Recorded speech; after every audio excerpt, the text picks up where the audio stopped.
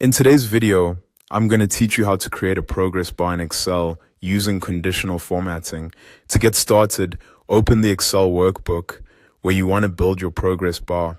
This can be an existing file you're already working on or a simple practice sheet if you just want to test the feature first. In this example, the sample data is placed in cells A1 through B6, with the progress values located in column B. Once your workbook is open and your data is ready, select the cells that contain the progress values. For this example, that range is B2 through B6. It's important to select only the cells with the numeric values you want Excel to visualize, because these are the cells where the progress bars will appear. Now go to the Home tab at the top of Excel. In the Styles group, click Conditional Formatting. This menu gives you several ways to visually highlight data, and for this task, you'll want to hover over data bars. When that sub-menu opens, you'll see different visual styles you can use. From there, choose a style under either gradient fill or solid fill. Gradient fill gives the bars a softer, shaded look, while solid fill creates a cleaner, more defined appearance. Either option works well, so the choice mostly depends on the look you prefer for your spreadsheet. As soon as you click a style, Excel will apply progress bars to the selected cells.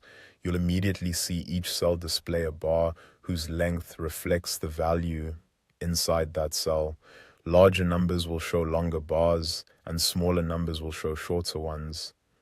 This makes it much easier to compare progress at a glance without having to study the numbers one by one. Take a moment to view the result and notice how the formatting turns plain values into a simple visual tracker. This is especially useful for task completion, project tracking, sales targets, or any situation where you want quick visual feedback.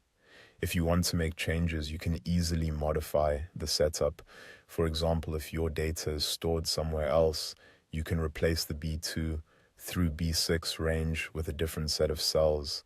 You can also go back to conditional formatting, open data bars again, and choose another style if you want a different visual effect. That's all it takes to create a progress bar in Excel using conditional formatting. It's a fast and effective way to make your spreadsheets more visual, easier to read, and more useful for tracking progress.